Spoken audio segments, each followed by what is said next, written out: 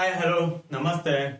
ಉಜ್ವಲ ಭವಿಷ್ಯದ ನಿರೀಕ್ಷೆಯ ಪಥದಲ್ಲಿರುವ ನನ್ನೆಲ್ಲ ಸ್ಪರ್ಧಾರ್ಥಿಗಳಿಗೆ ಬಂಧುಗಳೇ, ನಾನು ನಿಮ್ಮ ಉಮೇಶ್ ಎನ್.ಬಿ. ನೀವು ನೋಡ್ತಾ ಇದ್ದೀರಾ ಎಕನಾಮಿಕ್ಸ್ ಲರ್ನಿಂಗ್ ಪ್ಲಾಟ್ಫಾರ್ಮ್ ಯೂಟ್ಯೂಬ್ ವೇದಿಕೆಯ ಮುಖೇನ ಅರ್ಥಶಾಸ್ತ್ರದ ಹಲವು ವಿಷಯವನ್ನು. ಬಂಧುಗಳೇ, ಈ ದಿನ 2025 ಜನವರಿ ತಿಂಗಳಲ್ಲಿ ನಡೆದಂತಹ ಬಿ ಗ್ರೂಪ್ ಎಕ್ಸಾಮ್ಗೆ ಸಂಬಂಧಪಟ್ಟಂತಹ ಒಂದು ಹೇಳಿಕೆಯ ರೂಪದಲ್ಲಿರುವ ಕ್ವಶನ್ ಅನ್ನ ಆಧರಿಸಿ ಈ ದಿನ 2011ನೇ ಜನಗಣತಿಯ ಪ್ರಮುಖ ಅಂಶವನ್ನ ನಿಮ್ಮ ಮುಂದೆ ಈ ದಿನ ತಗೊಂಡು ಬಂದಿದ್ದೇನೆ. ಆ ಹೇಳಿಕೆಯ ರೂಪದಲ್ಲಿರುವ ಕ್ವಶನ್ ಏನಪ್ಪಾ ಅಂದ್ರೆ ಅದನ್ನ ಸ್ಕ್ರೀನ್ ಮೇಲೆ ಹಾಕಿದ್ದೀನಿ. ಒಂದ್ಸಾರಿ ಸ್ಕ್ರೀನ್ ಶಾಟ್ ಆದರೂ ತಗೊಳ್ಳಿ, ಇಲ್ಲ ನೋಟ್ ಮಾಡೋದು ಇಟ್ಕೊಳ್ಳಿ. ಈ ಕ್ವಶನ್ ಅಲ್ಲಿ ಕೇರಳ ಮತ್ತು ಬಿಹಾರದ ಸಾಕ್ಷರತೆ, ಅದು ಹೆಣ್ಣು ಮಕ್ಕಳ ಸಾಕ್ಷರತೆ, ಅದೇ ರೀತಿಯಾಗಿ ಭಾರತದ ಉತ್ತರ ರಾಜ್ಯಗಳು ಮತ್ತು ದಕ್ಷಿಣ ರಾಜ್ಯಗಳನ್ನ ಹೋಲಿಸಿರುವ ಲಿಂಗಾನುಪಾತಕ್ಕೆ ಸಂಬಂಧಪಟ್ಟಂತಹ ಒಂದು ಹೇಳಿಕೆಯ ರೂಪದಲ್ಲಿರುವ ಕ್ವಶನ್ ಇದು. ಈ ಕ್ವಶನ್ ಅನ್ನ ಆಧಾರವಾಗಿಟ್ಟುಕೊಂಡೇ ಈ ದಿನ 2011ನೇ ಜನಗಣತಿಯ ಪ್ರಮುಖ ಅಂಶವನ್ನ ನಾವು ತಿಳಿತಾ ಹೋಗೋಣ. ಮೊದಲನೆಯದಾಗಿ ಜನಗಣತಿಯ ಅರ್ಥವನ್ನ ನೋಡೋದೇ ಆದಾಗ, ಏನು ಜನಗಣತಿ ಅಂದ್ರೆ ಜನರ ಬಗ್ಗೆ ಇರುವಂತಹ ಅನೇಕ ಅಂಕಿ ಅಂಶಗಳನ್ನ ವೈಜ್ಞಾನಿಕವಾಗಿ ಸಂಗ್ರಹಿಸುವುದು ಅಂತ.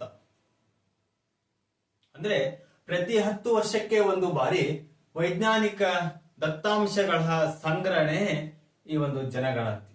ಅದು ಜನರಲ್ಲಿರುವಂತಹ ಅನೇಕ ಅಂಶಗಳ ಬಗ್ಗೆ ಅಂತ. ಯಾವ್ಯಾವು ಆ ಅಂಶಗಳು ಅಂದ್ರೆ, ಉದಾಹರಣೆಗೆ ಲಿಂಗಾನುಪಾತ, ಸಾಕ್ಷರತೆ, ಶಿಶು ಮರಣ ದರ, ಈ ರೀತಿಯ ಹಲವು ಅಂಶಗಳ ಬಗ್ಗೆ ವೈಜ್ಞಾನಿಕ ದತ್ತಾಂಶಗಳ ಸಂಗ್ರಹಣೆ ಈ ಒಂದು ಜನಗಣತಿ.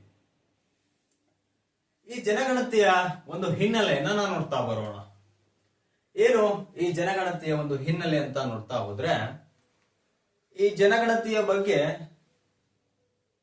ನಮ್ಮ ಪೂರ್ವಜರಿಗೆ ಅದರ ಕಲ್ಪನೆ ಮತ್ತು ಅರಿವು, ಜ್ಞಾನ ಅನ್ನೋದು ಇತ್ತ ಅಂತ ನೋಡ್ತಾ ಹೋದಾಗ, ಋಗ್ವೇದದ ಕಾಲದಲ್ಲಿ ಕ್ರಿಸ್ತ ಶಕ ಪೂರ್ವ 800-600 ಆಸುಪಾಸಲ್ಲಿ ಈ ಜನಗಣತಿಯ ಬಗ್ಗೆ ಉಲ್ಲೇಖ ಅನ್ನೋದು ನಮ್ಗೆ ಲಭಿಸುತ್ತೆ. ಇಷ್ಟೇ ಅಲ್ಲ, ಕೌಟಿಲ್ಯನ ಅರ್ಥಶಾಸ್ತ್ರದಲ್ಲಿಯೂ ಕೂಡ ಕ್ರಿಸ್ತ ಶಕ ಪೂರ್ವ 3ರಲ್ಲಿ ಇದರ ಬಗ್ಗೆ ಉಲ್ಲೇಖ ಅನ್ನೋದು ಲಭ್ಯವಾಗುತ್ತೆ. ಇವೆರಡನ್ನೂ ಹೊರತುಪಡಿಸಿ ನೋಡೋದೇ ಆದಾಗ,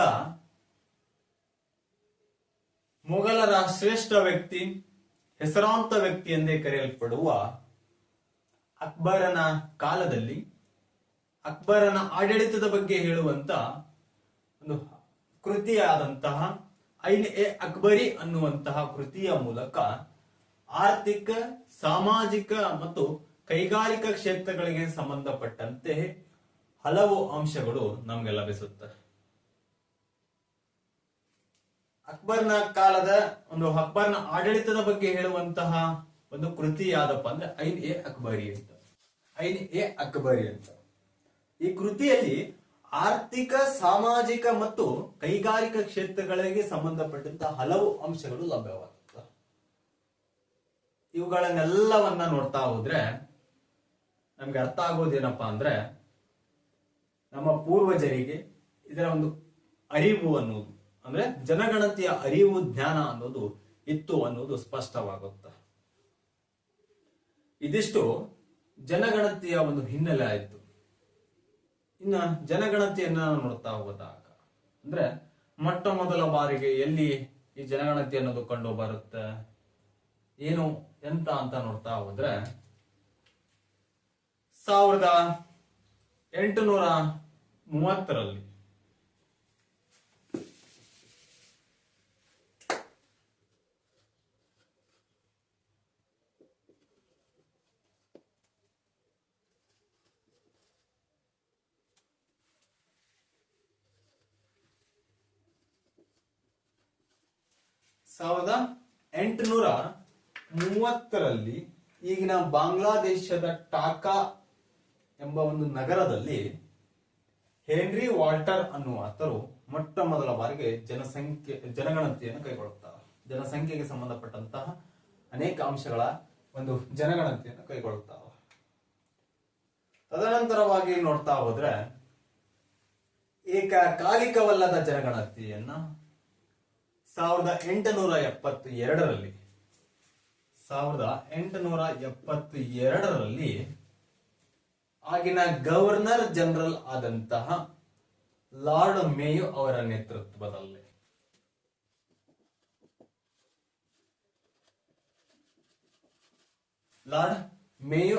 ನೇತೃತ್ವದಲ್ಲಿ ಏಕಕಾಲಿಕವಲ್ಲದ ಜನಗಣತಿ ಅನ್ನೋದು ಕಂಡು ಬರುತ್ತೆ. ತದನಂತರವಾಗಿ ಏಕಕಾಲಿಕ ಜನಗಣತಿ ಮತ್ತು ವೈಜ್ಞಾನಿಕ ಜನಗಣತಿ ಅನ್ನೋದು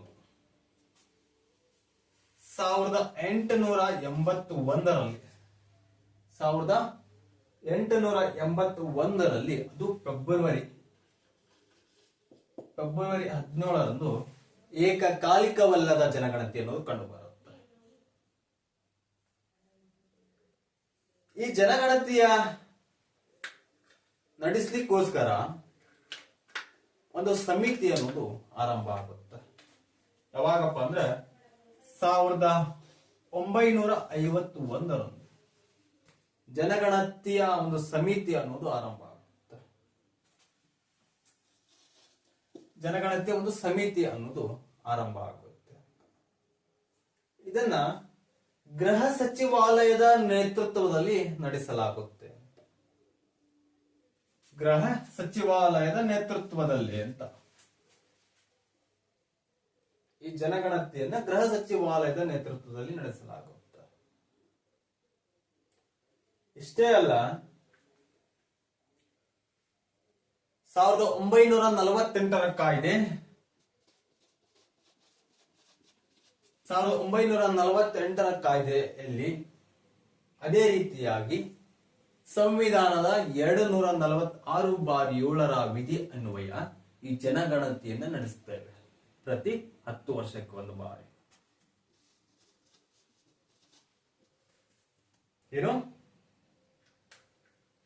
ಮೊಟ್ಟ ಮೊದಲ ಬಾರಿಗೆ ಜನಗಣತಿಯನ್ನ 1830ರಲ್ಲಿ ಈಗಿನ ಬಾಂಗ್ಲಾದೇಶದ ಢಾಕಾ ಎಂಬ ನಗರದಲ್ಲಿ ಹೆನ್ರಿ ವಾಟರ್ ಅನ್ನೋರು ಕೈಗೊಳ್ಳುತ್ತಾರೆ. ಏಕಕಾಲಿಕವಲ್ಲದ ಜನಗಣತಿಯನ್ನ 1872ರಲ್ಲಿ ಆಗಿನ ಗವರ್ನರ್ ಜನರಲ್ ಆದಂತಹ ಲಾರ್ಡ್ ಮೇಯೋ ಅವರ ನೇತೃತ್ವದಲ್ಲಿ ಕಂಡು ಬರುತ್ತೆ. ತದನಂತರವಾಗಿ ಏಕಕಾಲಿಕ ಜನಗಣತಿಯನ್ನ 1881 ಅದು ಫೆಬ್ರವರಿ 17ರಂದು ಕಂಡು ಬರುತ್ತೆ ಅಂತ ಹೇಳ್ಬೋದು. ತದನಂತರವಾಗಿ 1951ರಲ್ಲಿ ಒಂದು ಸಮಿತಿ ಅನ್ನೋದು ಆರಂಭ ಆಗುತ್ತೆ. ಅದು ಜನಗಣತಿಯ ಸಮಿತಿ ಅಂತ ಹೇಳಬಹುದು. ಇದನ್ನ ಗೃಹ ಸಚಿವಾಲಯದ ನೇತೃತ್ವದಲ್ಲಿ ನಡೆಸಲಾಗುತ್ತೆ. ಪ್ರತಿ 10 ವರ್ಷಕ್ಕೆ ಒಂದು ಬಾರಿ. 1948ರ ಕಾಯ್ದೆ ಅನ್ವಯ ಅದೇ ರೀತಿಯಾಗಿ 246/7ರ ವಿಧಿ ಅನ್ವಯ ಈ ಜನಗಣತಿಯನ್ನ ನಾವು ಪ್ರತಿ 10 ವರ್ಷಕ್ಕೆ ಒಂದು ಬಾರಿ ನಡೆಸ್ಕೊಂಡು ಬರ್ತಾ ಇದ್ದೇವೆ. ಕೆಲವೊಬ್ಬರಿಗೆ ಒಂದು ಪ್ರಶ್ನೆ ಮೂಡಬಹುದು, ಸರ್ ಪ್ರತಿ 10 ವರ್ಷಕ್ಕೆ ಒಂದು ಬಾರಿ ಜನಗಣತಿಯನ್ನ ನಾವು ನಡೆಸೋದೇ ಆದರೆ 2001ರಲ್ಲಿ ಜನಗಣತಿಯನ್ನ ನಡೆಸಿದ್ವಿ, 2011ರಲ್ಲಿ ಜನಗಣತಿಯನ್ನ ನಡೆಸಿದ್ವಿ, ಆದ್ರೆ 2021ರಲ್ಲಿ ಯಾಕೆ ನಡೆಸಲಿಲ್ಲ ಅಂತ ಆದ್ರೆ ಸಾಂಕ್ರಾಮಿಕ ರೋಗ ಏನು COVID-19 ಅಂತ ಬಂತಲ್ಲ, ಆ ಸಂದರ್ಭದಲ್ಲಿ ವಿಶ್ವದ ಅನೇಕ ದೇಶಗಳು ಆರ್ಥಿಕವಾಗಿ ಹಿಂದುಳಿದಿತ್ತು. ಆ ನಿಟ್ಟಿನಲ್ಲಿ ಆ ಸಾಂಕ್ರಾಮಿಕ ರೋಗದ ಪರಿಣಾಮವಾಗಿ 2021ರಲ್ಲಿ ಜನಗಣತಿಯನ್ನ ನಾವು ಕೈಗೊಂಡಿಲ್ಲ. ಮುಂಬರುವಂತಹ ಜನಗಣತಿ ಆಗೋವರೆಗೂ ನಾವು 2011ನೇ ಜನಗಣತಿಯನ್ನೇ ಅಧ್ಯಯನ ಮಾಡಬೇಕಾಗುತ್ತೆ. ಇನ್ನ ತದನಂತರ ಇದು ಜನಗಣತಿಯ ಒಂದು ಯಾವಾಗ ಪ್ರಥಮವಾಗಿ ಕಂಡು ಬಂತು ಅಂತ ಹೇಳ್ಬೋದು. ಯಾವ ಕಾಯ್ದೆ ಮತ್ತು ಯಾವ ವಿಧಿ ಅನ್ವಯ ಆಯಿತು, ಯಾವಾಗ ಸಮಿತಿ ಅನ್ನೋದು ಆರಂಭ ಆಯಿತು ಅನ್ನೋದು ನೋಡಿದ್ವಿ. ಇವಾಗ ಪರ್ಟಿಕ್ಯುಲರ್ ಆಗಿ 2011ನೇ ಜನಗಣತಿಯನ್ನೇ ನೋಡ್ತಾ ಹೋಗೋಣ. ಅದರಲ್ಲಿರುವ ಅನೇಕ ದತ್ತಾಂಶಗಳನ್ನ, ಅಂಕಿಅಂಶಗಳನ್ನ ನಾವು ನೋಡ್ತಾ ಹೋಗೋಣ. ಮೊದಲನೇದಾಗಿ ಈ ಜನಗಣತಿ ಅನ್ನೋದು 2011ನೇ ಜನಗಣತಿ ಅನ್ನೋದು ಒಟ್ಟಾರೆಯಾಗಿ ಭಾರತದ 15ನೇ ಜನಗಣತಿ ಅಂತ ಹೇಳಬಹುದು. ಎಷ್ಟನೇ ಜನಗಣತಿ? 15ನೇ ಜನಗಣತಿ ಅಂತ. ಸ್ವತಂತ್ರ ಪೂರ್ವದಲ್ಲಿ 8 ಜನಗಣತಿಗಳಾಗಿವೆ, ಸ್ವತಂತ್ರ ನಂತರದಲ್ಲಿ 7 ಜನಗಣತಿಯಾಗಿವೆ. ಒಟ್ಟಾರೆಯಾಗಿ ಇದು 15ನೇ ಜನಗಣತಿ ಅಂತ ಹೇಳಬಹುದು. ತದನಂತರವಾಗಿ ಈ ಒಂದು 15ನೇ ಜನಗಣತಿಯ ಆಯುಕ್ತರಾಗಿ, ಈ 15ನೇ ಜನಗಣತಿಯ ಒಂದು ಆಯುಕ್ತರಾಗಿ ಸಿ ಚಂದ್ರಮೌಳಿ ಅನ್ನುವಂಥ, ಯಾರು? ಸಿ ಚಂದ್ರಮೌಳಿ.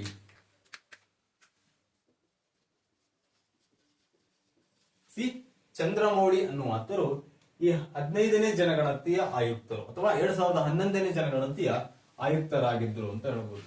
ಇವಾಗ ರೀಸೆಂಟ್ ಆಗಿರುವಂತಹ ಜನಗಣತಿ ಆಯುಕ್ತರು ಯಾರಪ್ಪ ಅಂದ್ರೆ ಶ್ರೀ ಮೃತ್ಯುಂಜಯ ಕುಮಾರ ನಾರಾಯಣ ಅಂತ. ಶ್ರೀ ಮೃತ್ಯುಂಜಯ ಕುಮಾರ ನಾರಾಯಣ ಅಂತ. ಇದನ್ನೆಲ್ಲಾದ್ರೂ ಒಂದ್ಸರಿ ನೋಟ್ ಮಾಡಿ ಇಟ್ಕೊಳ್ಳಿ. ಇದು ತದನಂತರವಾಗಿ ಇದು 2011ನೇ ಜನಗಣತಿ ಅನ್ನುವುದು 2 ಹಂತಗಳಲ್ಲಿ ನಮ್ಗೆ ಕಂಡು ಬರುತ್ತೆ. ಎಷ್ಟು ಹಂತಗಳಲ್ಲಿ ಅಂದ್ರೆ 2 ಹಂತಗಳಲ್ಲಿ 2011ನೇ ಜನಗಣತಿಯನ್ನು ಕಂಡು ಬರುತ್ತೆ. 1ನೇ ಹಂತದಲ್ಲಿ ಗೃಹ ಪಟ್ಟಿಯನ್ನು ಅಂದ್ರೆ ಮನೆಗಳಿಗೆ ಸಂಬಂಧಪಟ್ಟಂತಹ ಪಟ್ಟಿಯನ್ನು ಸಿದ್ಧಪಡಿಸಲಾಗುತ್ತೆ. 2ನೇ ಹಂತದಲ್ಲಿ ಜನಸಂಖ್ಯೆ, ಜನಸಾಂದ್ರತೆ, ಲಿಂಗಾನುಪಾತ ಈ ರೀತಿ 10 ಹಲವು ಅಂಶಗಳ ಬಗ್ಗೆ 2ನೇ ಹಂತದಲ್ಲಿ ಸಂಗ್ರಹ ಮಾಡಲಾಗುತ್ತೆ. ಈ ಎರಡನ್ನೂ ಕೂಡಿಸಿ ಮಾರ್ಚ್ 1 ರಿಂದ 5ರವರೆಗೆ ಇದರ ದತ್ತಾಂಶವನ್ನು ಬಿಡುಗಡೆ ಮಾಡಲಾಗುತ್ತೆ. ಅಂತರದಲ್ಲಿ ಅಂದ್ರೆ ಮಾರ್ಚ್ 1 ಮತ್ತು 5ರ ಅಂತರದಲ್ಲಿ ಇದರ ಒಂದು ದತ್ತಾಂಶವನ್ನು ಹೊರಹಾಕಲಾಗುತ್ತೆ ಅಂತ. 1ನೇ ಹಂತವನ್ನ ಇಲ್ಲಿ ಮನೆಗಳ ಪಟ್ಟಿಯನ್ನ ಮಾಡಲಾಗುತ್ತೆ. ಮನೆಗಳ ಪಟ್ಟಿಯನ್ನ ಮಾಡಲಾಗುತ್ತೆ 1ನೇ ಹಂತದಲ್ಲಿ. ಇದು ಯಾವಾಗ ಕಂಡು ಬರುತ್ತೆ ಅಂದ್ರೆ ಏಪ್ರಿಲ್ 1, 2010ರಲ್ಲಿ ಅಂತ.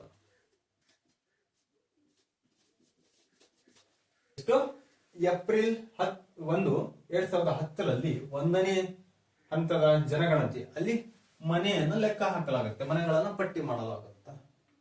ಇದೇ ಸಂದರ್ಭದಲ್ಲಿ ನಾವೇನು 12 ಅಂಕಿಯ ಗುರುತಿನ ಚೀಟಿ ಅಂತ ಕರಿತೇವಲ್ಲ, ಆಧಾರ್ ಕಾರ್ಡ್ ಅಂತ, ಆ ಆಧಾರ್ ಕಾರ್ಡ್ ಅನ್ನ ಇದೇ ಜನಗಣತಿಯಲ್ಲಿ ನೀಡಲಾಗುತ್ತದೆ. ಮೊಟ್ಟ ಮೊದಲ ಬಾರಿಗೆ ಬಯೋಮೆಟ್ರಿಕ್ ಅನ್ನು ಉಪಯೋಗಿಸಿ ಮಾಹಿತಿಯನ್ನು ಸಂಗ್ರಹಿಸಲಾಗುತ್ತೆ 2011ನೇ ಜನಗಣತಿಯಲ್ಲಿ. ಇದೇ ಜನಗಣತಿಯಲ್ಲಿ ಜಾತಿವಾರು ಜನಗಣತಿಯನ್ನು ಮಾಡಲಾಗುತ್ತೆ ಮೊಟ್ಟ ಮೊದಲ ಬಾರಿಗೆ. ತದನಂತರ 2ನೇ ಹಂತದಲ್ಲಿ 2ನೇ ಹಂತವನ್ನ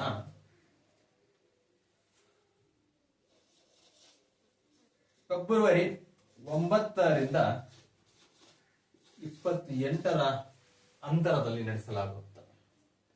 ಇವೆರಡನ್ನೂ ಕೂಡಿಸಿ ಮಾರ್ಚ್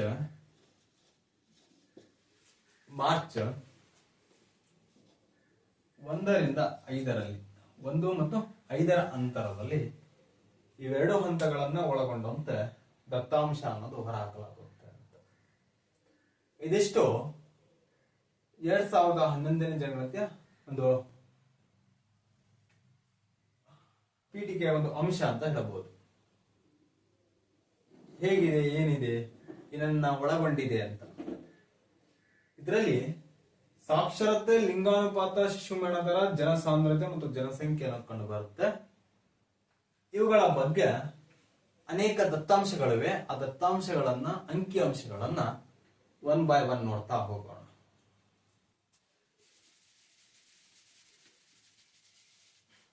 ಮೊದಲನೇದಾಗಿ ಸಾಕ್ಷರತೆಯನ್ನ ನೋಡೋಣ. ಏನು ಸಾಕ್ಷರತೆ ಅಂತ ಆದ್ರೆ, ಕನಿಷ್ಠ ಪಕ್ಷ ಮಾತೃಭಾಷೆಯಲ್ಲಾದರೂ ಕೂಡ ಓದಲು ಮತ್ತು ಬರೆಯಲು ಬರಬೇಕು. ಆ ನಿಟ್ಟಿನಲ್ಲಿ ಇರುವಂತಹ ವ್ಯಕ್ತಿಗಳನ್ನ ನಾವು ಸಾಕ್ಷರತೆ ಹೊಂದಿರುವವರು ಅಂತ ಹೇಳುತ್ತೇವೆ. ಆ ರೀತಿ ಭಾರತದ ಒಟ್ಟು ಸಾಕ್ಷರತೆಯನ್ನ ನೋಡಿದಾಗ 74 ಇದೆ. ಅಂದ್ರೆ 100 ಜನರಲ್ಲಿ 74 ಜನರಿಗೆ ಮಾತೃಭಾಷೆಯಲ್ಲಿ ಓದಲು ಮತ್ತು ಬರೆಯಲು ಬರುತ್ತೆ ಕನಿಷ್ಠ. ಇದರಲ್ಲಿ ಪುರುಷರು ಮತ್ತು ಮಹಿಳೆಯರನ್ನ ನಾವು ನೋಡ್ತಾ ಹೋದಾಗ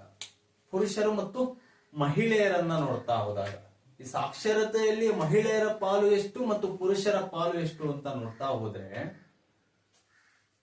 ಪುರುಷರ ಪಾಲು 82.14 ಇದೆ. ಮಹಿಳೆಯರ ಪಾಲು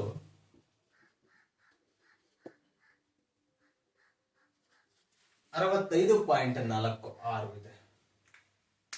ಭಾರತದ ಒಟ್ಟಾರೆ ಸಾಕ್ಷರತೆ 100ರಲ್ಲಿ 74 ಅಂತ ಹೇಳಬಹುದು. ಪುರುಷರ ಪಾಲು 82.14 ಇದೆ. ಮಹಿಳೆಯರ ಪಾಲು 65.46 ಅಷ್ಟಿದೆ.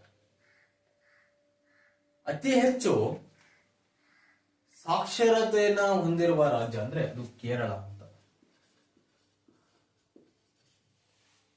ಇಲ್ಲಿ ಅತಿ ಹೆಚ್ಚು ಸಾಕ್ಷರತೆಯನ್ನ ಹೊಂದಿದೆ ಅಂತ ಕೇರಳ. ಎಷ್ಟಿದೆ ಕೇರಳದ ಸಾಕ್ಷರತೆ ಅಂತ ನೋಡ್ತಾ ಹೋದಾಗ ಕೇರಳದ ಸಾಕ್ಷರತೆ ಇರುವುದು 93.11.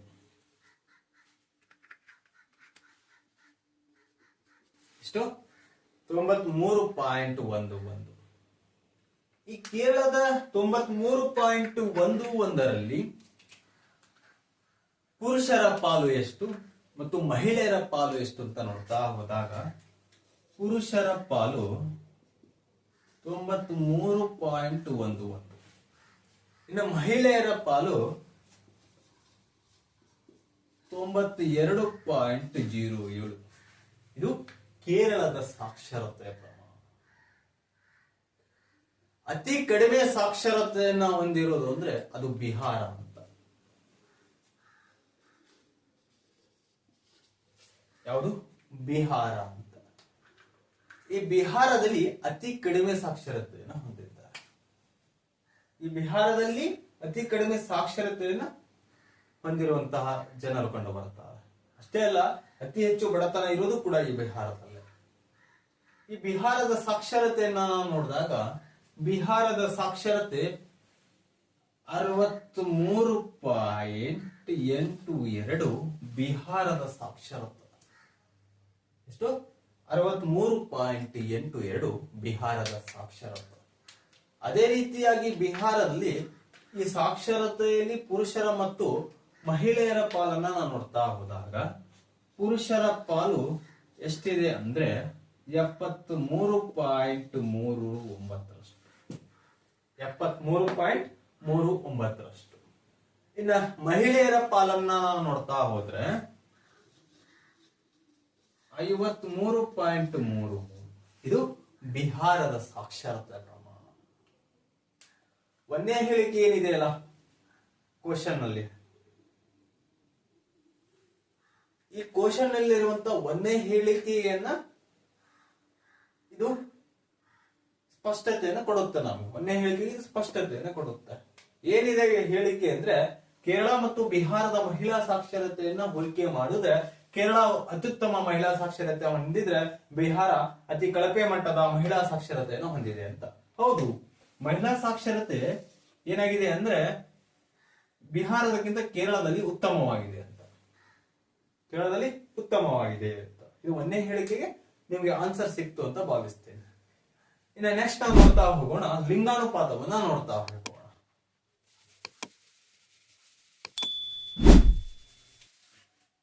ಏನು ಲಿಂಗಾನುಪಾತ ಅಂತ ನೋಡ್ತಾ ಹೋದಾಗ ಪ್ರತಿ 1000 ಪುರುಷರಿಗೆ ಮಹಿಳೆಯರ ಸಂಖ್ಯೆ ಎಷ್ಟು ಅನ್ನೋದೇ ಈ ಒಂದು ಲಿಂಗಾನುಪಾತ. ಎಷ್ಟು? ಪ್ರತಿ 1000 ಪುರುಷರಿಗೆ, ಪ್ರತಿ 1000 ಪುರುಷರಿಗೆ ಮಹಿಳೆಯರ ಸಂಖ್ಯೆ ಎಷ್ಟು ಅನ್ನೋದೇ ಈ ಒಂದು ಲಿಂಗಾನುಪಾತ. ಒಟ್ಟಾರೆಯಾಗಿ ಭಾರತದ ಲಿಂಗಾನುಪಾತವನ್ನ ನಾವು ನೋಡ್ತಾ ಹೋದಾಗ 940 ಜನ ಇದ್ದಾರೆ ಹೆಣ್ಣು ಮಹಿಳೆಯರು. ಎಷ್ಟು? 940 ಅಂತ ಅಂದ್ರೆ 60 ಜನ ಮಹಿಳೆಯರು ಪುರುಷರಿಗಿಂತ ಕಡಿಮೆ ಇದ್ದಾರೆ ಸರಾಸರಿ 2011ನೇ ಜನಗಣತಿಯ ಪ್ರಕಾರ. ಈ ನಿಟ್ಟಿನಲ್ಲಿ ಅತಿ ಹೆಚ್ಚು ಲಿಂಗಾನುಪಾತವನ್ನ ಹೊಂದಿರುವಂತಹ ಒಂದು ರಾಜ್ಯ ಅಂದ್ರೆ ಕೇರಳ ಅಂತ. ಇಲ್ಲಿಯೂ ಕೂಡ ಲಿಂಗಾನುಪಾತದಲ್ಲಿ ಕೇರಳ ತನ್ನ ಮೇಲುಗೈ ಸಾಧಿಸಿದೆ ಅಂತ. ಕೇರಳ ಅತಿ ಹೆಚ್ಚು ಲಿಂಗಾನುಪಾತವನ್ನ ಹೊಂದಿರುವ ರಾಜ್ಯ. ಇಲ್ಲಿ ಎಷ್ಟಿದೆ ಒಂದು ಲಿಂಗಾನುಪಾತ ಅಂತ ಆದ್ರೆ 1084 ಇದೆ ಅಂತ. 1084 ಅಂತ ಅಂದ್ರೆ 84 ಮಹಿಳೆಯರು ಪುರುಷರಿಗಿಂತ ಹೆಚ್ಚಿಗೆ ಇದ್ದಾರೆ ಅಂತ. ಇನ್ನ ಕಡಿಮೆ ಲಿಂಗಾನುಪಾತವನ್ನ ಹೊಂದಿರುವ ರಾಜ್ಯ ಅಂದ್ರೆ ಅದು ಹರಿಯಾಣ ಅಂತ. ಯಾವುದು? ಹರಿಯಾಣ ಅಂತ. ಈ ಹರಿಯಾಣದಲ್ಲಿ ಮಹಿಳೆಯರ ಸಂಖ್ಯೆ ಎಷ್ಟು ಅಂದ್ರೆ 877 ಇದೆ. 877 ಮಹಿಳೆಯರು ಸಿಗ್ತಾರೆ 1000 ಪುರುಷರಿಗೆ. ಅದೇ ರೀತಿಯಾಗಿ ಜನನದ ಸಂದರ್ಭದಲ್ಲಿ ನಾವು ನೋಡ್ತಾ ಹೋದಾಗ ಅತಿ ಹೆಚ್ಚು ಜನನದ ಸಂದರ್ಭದಲ್ಲಿ ಲಿಂಗಾನುಪಾತ ಕಂಡು ಬರುವುದು ಅದು ಮಿಜೋರಾಂನಲ್ಲಿ ಅಂತ. ಯಾವುದು? ಮಿಜೋರಾಂ ಅಂತ. ಈ ಮಿಜೋರಾಂನಲ್ಲಿ ಅತಿ ಹೆಚ್ಚಾಗಿ ಜನನದ ಸಂದರ್ಭದಲ್ಲಿ ಲಿಂಗಾನುಪಾತ ಅನ್ನೋದು ಕಂಡು ಬರುತ್ತೆ. ಎಷ್ಟಿದೆ ಇಲ್ಲಿ ಲಿಂಗಾನುಪಾತ ಅಂದ್ರೆ 972 ಜನ ಕಂಡು ಬರ್ತಾರೆ ಜನನದ ಸಂದರ್ಭದಲ್ಲಿ ಮಹಿಳೆಯರು. ಅತಿ ಹೆಚ್ಚು ಇರೋದು ಅದು ಅತಿ ಕಡಿಮೆ ಇರೋದು ಅಂದ್ರೆ ಅದು ಕೂಡ ಹರಿಯಾಣ ಜನನದ ಸಂದರ್ಭದಲ್ಲಿ. ಎಷ್ಟಿದೆ ಇಲ್ಲಿ ಅಂದ್ರ 834 ಜನ ಕಂಡು ಬರ್ತಾರೆ. ಇದು ಜನನದ ಸಂದರ್ಭದಲ್ಲಿ ಅಂತ. ಇಲ್ಲಿ ಜನನದ ಸಂದರ್ಭದಲ್ಲಿ ಅಂತ.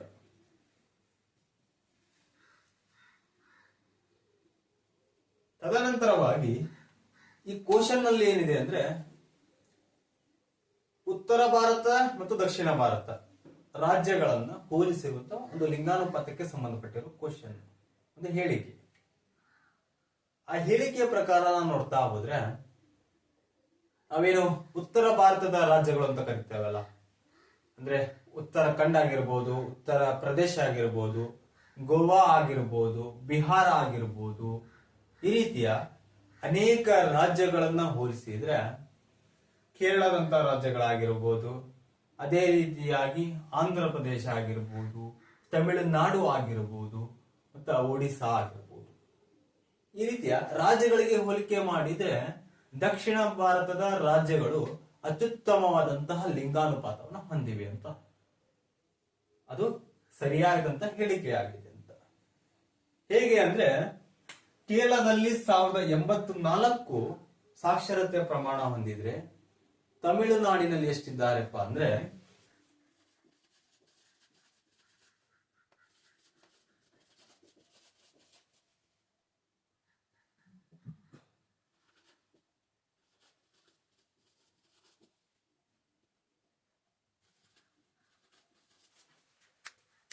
ಈ ತಮಿಳುನಾಡಿನಲ್ಲಿ ಒಂದು ಲಿಂಗಾನುಪಾತ ಅನ್ನೋದು ಎಷ್ಟಿದೆ ಅಂದ್ರೆ 996 ಇದೆ ಅಂತ. 996 ಇದೆ ಅಂತ.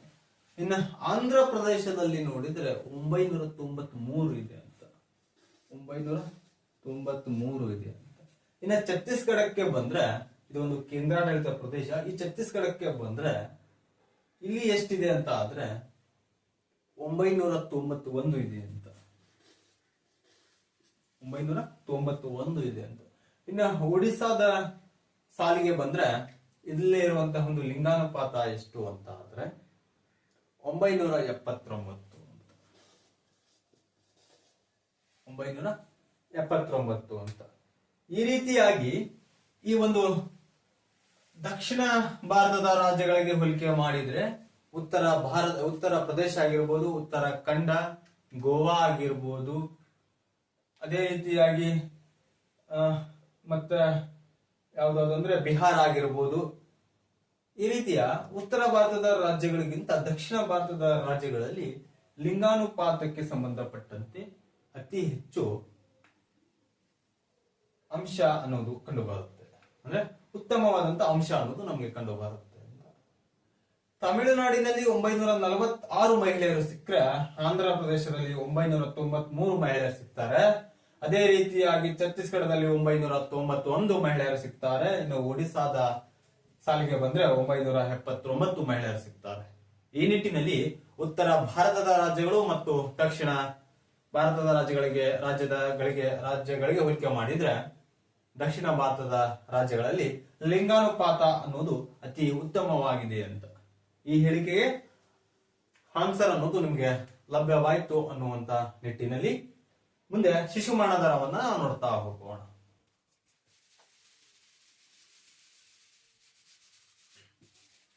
ಏನು ಶಿಶು ಮರಣ ದರ ಅಂತ ಆದ್ರೆ, ಒಂದು ಮಗು ತಾನು ಜನಿಸಿದ 1 ವರ್ಷದ ಒಳಗಾಗಿ ಸಾವನ್ನಪ್ಪಿದ್ರೆ, ಅಂದ್ರೆ ಒಂದು ಮಗು ತಾನು ಹುಟ್ಟಿ ತಾನು ಮೊದಲನೇ ವರ್ಷದ ಬರ್ತಡೆಯನ್ನ ಹುಟ್ಟುಹಬ್ಬವನ್ನ ಆಚರಿಸಿಕೊಳ್ಳೋಕ್ಕಿಂತ ಪೂರ್ವದಲ್ಲೇ ಏನಾದ್ರೂ ಸಾವನ್ನಪ್ಪಿದ್ರೆ ಅದನ್ನ ಶಿಶು ಮರಣ ದರ ಅಂತ ಕರೀತೇವೆ. ಶಿಶು ಮರಣ ದರ ಅಂತ ಕರೀತೇವೆ. ಈ ನಿಟ್ಟಿನಲ್ಲಿ ಭಾರತದ ಶಿಶು ಮರಣ ದರ 2011ನೇ ಜನಗಣತಿಯ ಪ್ರಕಾರ 33 ಇದೆ. ಎಷ್ಟು? 33 ಇದೆ. ತದನಂತರ ಅತಿ ಹೆಚ್ಚು ಶಿಶು ಮರಣ ದರವನ್ನ ಹೊಂದಿರುವಂತಹ ಒಂದು ರಾಜ್ಯ ಅಂದ್ರೆ ಅದು ಆಂಧ್ರ ಪ್ರದೇಶ. ಯಾವುದು? ಆಂಧ್ರ ಪ್ರದೇಶ ಅಂತ. ಆಂಧ್ರ ಪ್ರದೇಶ ಅಂತ. ಅತಿ ಕಡಿಮೆ ಶಿಶು ಮರಣ ದರವನ್ನ ಹೊಂದಿರುವ ರಾಜ್ಯ ಅಂದ್ರೆ ಅದು ಪಶ್ಚಿಮ ಬಂಗಾಳ ಅಂತ. ಪಶ್ಚಿಮ ಬಂಗಾಳ ಅಂತ. ಇದು ಅತಿ ಹೆಚ್ಚು ಶಿಶು ಮರಣ ದರವನ್ನ ಆಂಧ್ರ ಪ್ರದೇಶ ಹೊಂದಿದ್ರೆ ಅತಿ ಕಡಿಮೆ ಶಿಶು ಮರಣ ದರವನ್ನ ಪಶ್ಚಿಮ ಬಂಗಾಳ ಅನ್ನೋದು ಹೊಂದಿದೆ. ತದನಂತರವಾಗಿ ಜನಸಾಂದ್ರತೆಗೆ ಬರೋದೇ ಆದಾಗ ಭಾರತದ ಒಟ್ಟು ಜನಸಾಂದ್ರತೆ ಅನ್ನೋದು 382 ಇದೆ. ಈ 382 ಪ್ರತಿ ಚದರ್ ಕಿಲೋಮೀಟರ್ ವ್ಯಾಪ್ತಿಯಲ್ಲಿ ವಾಸಿಸುವಂತ ಜನರ ಒಂದು ಸಂಖ್ಯೆ ಈ ಒಂದು ಜನಸಾಂದ್ರತೆ ಅಂತ. ಅಂದ್ರೆ 1 ಕಿಲೋಮೀಟರ್ನ ಒಳಗೆ ವಾಸಿಸುವಂತ ಜನರ ಸಂಖ್ಯೆಯನ್ನ ನಾವು ಈ ಜನಸಾಂದ್ರತೆಯಲ್ಲಿ ಅಳಿತೇವೆ. ಎಷ್ಟು ವಾಸ ಮಾಡ್ತಾರಪ್ಪ ಭಾರತದ ಒಳಗೆ ಸರಾಸರಿಯಾಗಿ 2011ನೇ ಜನಗಣತಿಯ ಪ್ರಕಾರ ಅಂದ್ರೆ 382 ಜನ ಅಂತ. ಅತಿ ಹೆಚ್ಚು ಒಂದು ಜನಸಾಂದ್ರತೆಯನ್ನ ಹೊಂದಿರುವ ರಾಜ್ಯ ಅಂತ ಅಂದ್ರೆ ಅದು ಬಿಹಾರ ಅಂತ ಹೇಳಬಹುದು. ಯಾವುದು? ಬಿಹಾರ ಅಂತ. ಇನ್ನು ಕಡಿಮೆ ಅಂತ ಆದ್ರೆ ಅದು ಅರುಣಾಚಲ ಅಂತ.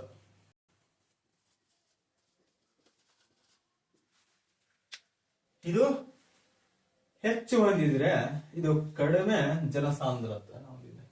ಇಲ್ಲಿ ಬಿಹಾರದ ಜನಸಾಂದ್ರತೆ ಎಷ್ಟು ಅಂದ್ರೆ 1102 ಅಂತ. 1102 ಜನ 1 ಕಿಲೋಮೀಟರ್ ವ್ಯಾಪ್ತಿಯಲ್ಲಿ ಬಿಹಾರದ ವಾಸ ಮಾಡ್ತಾರಂತೆ. ಅದಕ್ಕಾಗಿಯೇ ಇರ್ಬೋದೇನೋ ಬಿಹಾರದಲ್ಲಿ ಅತಿ ಹೆಚ್ಚು ಬಡತನ ಅನ್ನೋದು ಕಂಡು ಬರುತ್ತೆ. ತದನಂತರವಾಗಿ ಅರುಣಾಚಲದಲ್ಲಿ ಕೇವಲ 17 ಜನ ವಾಸ ಮಾಡ್ತಾರಂತೆ. ಎಷ್ಟು ಜನ? 17 ಜನ ಇಲ್ಲಿ ಅರುಣಾಚಲದಲ್ಲಿ. ಇದು ಜನಸಾಂದ್ರತೆಗೆ ಸಂಬಂಧಪಟ್ಟಿರೋದು. ತದನಂತರವಾಗಿ ಜನಸಂಖ್ಯೆಯನ್ನ ನಾವು ನೋಡ್ತಾ ಹೋಗೋಣ. ನಾನು ಜನಸಂಖ್ಯೆಯನ್ನ ಮೊದಲೇ ತಗೋಬೇಕಾಗಿತ್ತು, ಆದ್ರೆ ಕ್ವಶನ್ ಅನ್ನ ಬಿಡಿಸಿ ತದನಂತರ ತಗೊಳ್ಳೋಣ ಅನ್ನೋ ಉದ್ದೇಶದಿಂದಾಗಿ ಸಾಕ್ಷರತೆ ಮತ್ತು ಲಿಂಗಾನುಪಾತವನ್ನ ನಾನು ಮೊದಲಿಗೆ ಹಾಕೊಂಡೆ. ಈ ಜನಸಂಖ್ಯೆ ಅನ್ನೋದು ಭಾರತದಲ್ಲಿ 2011ನೇ ಜನಗಣತಿಯ ಪ್ರಕಾರ 121,854,977 ಇದೆ ಅಂತ. 121,854,977 ಭಾರತದ ಒಟ್ಟಾರೆ ಜನಸಂಖ್ಯೆ ಅಂತ. ಭಾರತದ ಒಟ್ಟಾರೆ ಜನಸಂಖ್ಯೆ ಅಂತ. ಈ ನಿಟ್ಟಿನಲ್ಲಿ ಅತಿ ಹೆಚ್ಚು ಜನಸಂಖ್ಯೆಯನ್ನ ಹೊಂದಿರುವ ರಾಜ್ಯ ಅಂದ್ರೆ ಅದು ಉತ್ತರ ಪ್ರದೇಶ ಅಂತ. ಯಾವುದು? ಉತ್ತರ ಪ್ರದೇಶ ಅಂತ.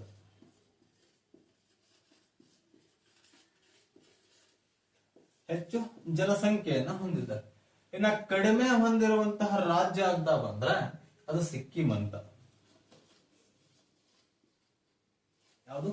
ಸಿಕ್ಕಿಂ ಅಂತ. ಈ ಸಿಕ್ಕಿಂನಲ್ಲಿ ಕಡಿಮೆ ಜನಸಂಖ್ಯೆಯನ್ನು ಹೊಂದಿದ್ದಾರೆ. ಹೆಚ್ಚು ಜನಸಂಖ್ಯೆಯನ್ನು ಉತ್ತರ ಪ್ರದೇಶದಲ್ಲಿ ಹೊಂದಿದ್ದಾರೆ ಅಂತ ಹೇಳ್ಬೋದು. ಇನ್ನು ತದನಂತರವಾಗಿ ನಾವು ಕೇಂದ್ರಾಡಳಿತದ ಪ್ರದೇಶಕ್ಕೆ ಬಂದ್ರೆ ದೆಹಲಿ ಅನ್ನೋದು ಅತಿ ಹೆಚ್ಚು ಜನಸಂಖ್ಯೆಯನ್ನು ಹೊಂದಿರುವ ಕೇಂದ್ರಾಡಳಿತ ಪ್ರದೇಶ ಅಂತ. ಯಾವುದು? ದೆಹಲಿ ಅಂತ. ಇನ್ನ ಕಡಿಮೆ ಅಂತ ಆದ್ರೆ ಅದು ಲಕ್ಷದ್ವೀಪ ಅಂತ. ಈ ಲಕ್ಷದ್ವೀಪದಲ್ಲಿ ಅತಿ ಕಡಿಮೆ ಜನಸಂಖ್ಯೆಯನ್ನು ಹೊಂದಿರುವಂತಹ ಒಂದು ಕೇಂದ್ರಾಡಳಿತ ಪ್ರದೇಶ ಲಕ್ಷದ್ವೀಪ. ಅದೇ ರೀತಿಯಾಗಿ ಇದು ಜನಸಂಖ್ಯೆಗೆ ಸಂಬಂಧಪಟ್ಟಂತಾಯಿತು. ಇನ್ನು ಕರ್ನಾಟಕದ ಒಂದು ಕೊಡುಗೆಯನ್ನ ನೋಡ್ತಾ ಬಂದ 2011ನೇ ಜನಗಣತಿಯಲ್ಲಿ ಕರ್ನಾಟಕದ ಒಂದು ಕೊಡುಗೆಯನ್ನ ನೋಡ್ತಾ ಬಂದ್ರ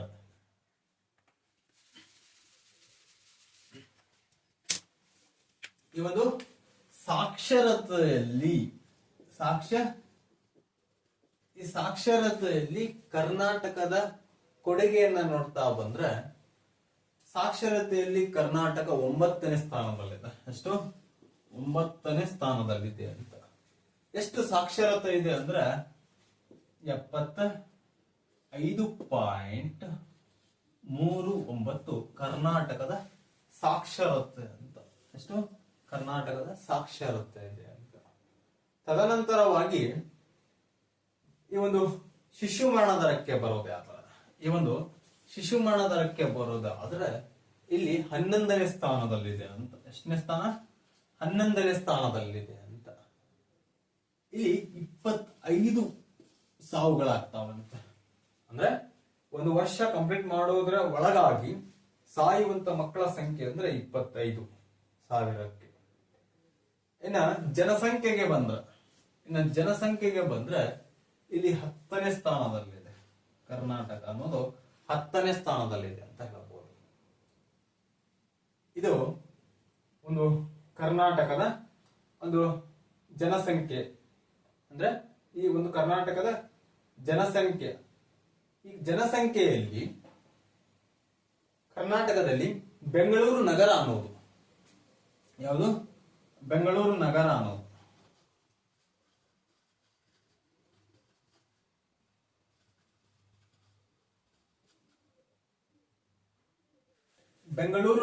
ಅನ್ನೋದು ಕರ್ನಾಟಕದಲ್ಲಿ ಅತಿ ಹೆಚ್ಚು ಜನಸಂಖ್ಯೆಯನ್ನ ಹೊಂದಿರುವ ಪ್ರದೇಶ.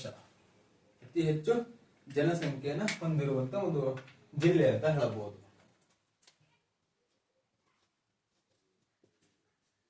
ಅತಿ ಹೆಚ್ಚು ಜನಸಂಖ್ಯೆಯನ್ನು ಹೊಂದಿರುವ ಜಿಲ್ಲೆ ಅಂದ್ರೆ ಅದು ಬೆಂಗಳೂರು ನಗರ ಅಂತ. ಕಡಿಮೆ ಅಂದ್ರೆ ಅದು ಕೊಡಗು ಅಂತ. ಇಲ್ಲಿ ಜನಸಂಖ್ಯೆಯಲ್ಲಿ ಅಂತ. ಇದಿಷ್ಟು ಕರ್ನಾಟಕದ ಒಂದು ಕೊಡುಗೆ. ಇದಕ್ಕೆ 2011ನೇ ಜನಗಣತಿಯಲ್ಲಿ ಅಂತ. ನೆಕ್ಸ್ಟ್ ನಾವು ಮುಂದೆ ನೋಡ್ತಾ ಹೋಗೋಣ.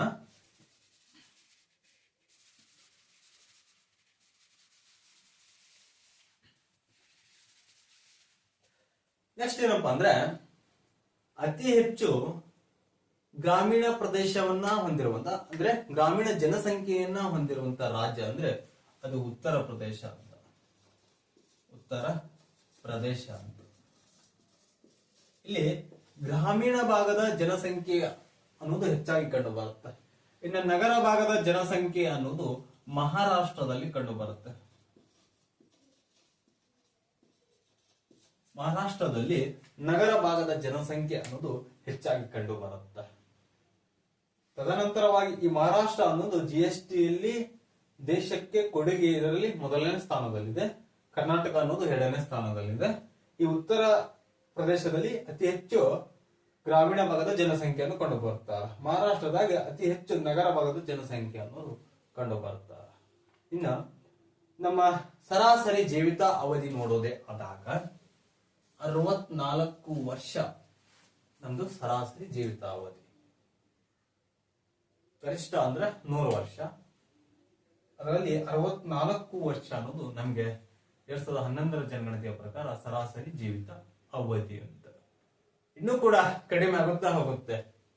ಯಾಕಂದ್ರೆ ನಮ್ಗೆ ಸಿಗ್ತಾ ಇರುವಂತಹ ಆಹಾರದ ಶೈಲಿ ಆಗಿರ್ಬೋದು, ನಾವು ಜೀವನವನ್ನ ನಡೆಸುತ್ತಿರುವಂತಹ ಪದ್ಧತಿ ಆಗಿರ್ಬೋದು ಅತ್ಯಂತ ವೇಗವಾಗಿದೆ. ನಾವೆಲ್ಲ ಏನ್ ಮಾಡ್ತಾ ಇದ್ದೇವೆ ಅಂದ್ರ ಜೀವನವನ್ನ ಅತ್ಯಂತ ವೇಗದಿಂದ ಕಳೀತಾ ಇದ್ದೇವೆ. ಯಂತ್ರಗಳಿಗೆ ನಮ್ಮ ಬದುಕನ್ನ ಬಿಟ್ಟುಬಿಟ್ಟಿದ್ದೇವೆ. ಫಿಸಿಕಲ್ ಆಕ್ಟಿವಿಟಿ ಅನ್ನೋದು ನಮ್ಮಲ್ಲಿ ಕಂಡು ಬರ್ತಾ ಇಲ್ಲ. ಆ ನಿಟ್ಟಿನಲ್ಲಿ ಆರೋಗ್ಯಕರವಾಗಿ ಇರುವಂತಹ ಜೀವನವನ್ನ ಮತ್ತು ಆರೋಗ್ಯಕರವಾದಂತಹ ಆಹಾರವನ್ನ, ಆರೋಗ್ಯಕರವಾದಂತಹ ಸೌಲಭ್ಯವನ್ನ ಪಡೆಯದೆ ನಮ್ಮ ಜೀವಿತ ಅವಧಿ ಅನ್ನೋದು ಕ್ಷೀಣಿಸುತ್ತಾ ಬರ್ತಾ ಇದೆ. ಈ ನಿಟ್ಟಿನಲ್ಲಿ 2011ರ ಜನಗಣತಿಯ ಒಂದು ಜೀವಿತ ಅವಧಿ ಅಂದ್ರೆ ಅದು 64 ವರ್ಷ ಅಂತ. 2001 ಮತ್ತು 2011ರ ಜನಗಣತಿಯನ್ನ ಹೋಲಿಕೆ ಮಾಡಿ ಜನಸಂಖ್ಯೆಯ ಬೆಳವಣಿಗೆ ದರವನ್ನ ನೋಡಿದ್ರೆ ಅಲ್ಲಿ 21.5 ಇತ್ತು, ಇವಾಗ 17.5ಕ್ಕೆ ಬಂದು ತಲುಪಿದೆ. ಇದು ಜನಸಂಖ್ಯೆ ಬೆಳವಣಿಗೆ ದರ. ಬಂಧುಗಳೇ, ಇದಿಷ್ಟು 2011ರ ಜನಗಣತಿಯ ಪ್ರಮುಖ ಅಂಶಗಳು. ಎಕ್ಸಾಮ್ ವ್ಯೂ ಪಾಯಿಂಟ್ ಇಂದ ಬೇಕಾದಂತ ಪ್ರಮುಖ ಅಂಶಗಳು. ಅದೇ ರೀತಿಯಾಗಿ ಆ ಕ್ವಶನ್ಗೆ ಸಂಬಂಧಪಟ್ಟಂತಹ ಎಲ್ಲಾ ಮಾಹಿತಿಯನ್ನು ನಾ ಕೊಟ್ಟಿದ್ದೇನೆ ಅಂತ ಭಾವಿಸಿ ನಾ ಹೇಳೋ ಕ್ಲಾಸು ನಿಮ್ಗೆ ಅರ್ಥ ಆಗುತ್ತಾ ಇದೆ ಅನ್ನುವಂತಹ ನಿಟ್ಟಿನಲ್ಲಿ ಇದುವರೆಗೂ ಯಾರು ಎಕನಾಮಿಕ್ಸ್ ಲರ್ನಿಂಗ್ ಪ್ಲಾಟ್ಫಾರ್ಮ್ ಯೂಟ್ಯೂಬ್ ವೇದಿಕೆಯನ್ನ ಸಬ್ಸ್ಕ್ರೈಬ್ ಮಾಡ್ಕೊಂಡಿಲ್ವೋ ಆದಷ್ಟು ಬೇಗ ಮಾಡಿಕೊಳ್ಳಿ. ಇದರ ಒಂದು ಸದುಪಯೋಗವನ್ನ ತಾವೆಲ್ಲ ಪಡೆದುಕೊಳ್ಳಿ ಅಂತ ಹೇಳ್ತಾ ಮುಂದಿನ ಕ್ಲಾಸ್ ನಲ್ಲಿ ಬಜೆಟ್ ಅನ್ನ ನಾನು ಹೇಳ್ತೀನಿ. ಅದು ಮುಂದಿನ ಕ್ಲಾಸ್ ನಲ್ಲಿ ಹೇಳ್ತೀನೋ ಏನೋ ಡೌಟ್ ಇದೆ. ಯಾಕಂದ್ರೆ ಹೊಸ ದತ್ತಾಂಶಗಳ ಮೂಲಕ ನಿಮ್ ಮುಂದೆ ಬರಬೇಕು. ಅಂದ್ರೆ ಹೊಸ ದತ್ತಾಂಶಗಳನ್ನ ಒಳಗೊಂಡಂತಹ ಬಜೆಟ್ ಅನ್ನ ನಿಮ್ ಮುಂದೆ ತಗೊಂಡು ಬರಬೇಕು. ಆ ಉದ್ದೇಶಕ್ಕಾಗಿ ಮಾರ್ಚ್ ಮುಗಿದ್ಮೇಲೆ ಆ ಬಜೆಟ್ಗೆ ಸಂಬಂಧಪಟ್ಟಂತ ನಾನು ಕ್ಲಾಸ್ ಮಾಡ್ತೇನೆ. ಅದರಲ್ಲಿ ಅಂದ್ರೆ ಈ ಬಿ ಗ್ರೂಪ್ ಎಕ್ಸಾಮ್ ಅಲ್ಲಿ ಒಂದು ಕ್ವಶನ್ ಇದೆ ಬಜೆಟ್ಗೆ ಸಂಬಂಧಪಟ್ಟಂತದ್ದು. ಆ ಕ್ವಶನ್ ಅನ್ನ ಆಧಾರವಾಗಿ ಇಟ್ಕೊಂಡು ಬಜೆಟ್ ಅಂದ್ರೆ ಕೇಂದ್ರ ಮತ್ತು ರಾಜ್ಯ ಬಜೆಟ್ ಎರಡನ್ನೂ ಒಳಗೊಂಡಂತೆ ತಗೊಂಡು ಬರುತ್ತೇನೆ. ಇಷ್ಟ ತನಕ ಕ್ಲಾಸ್ ಕೇಳಿದ ನಿಮಗೆಲ್ಲರಿಗೂ ತುಂಬ ಹೃದಯದ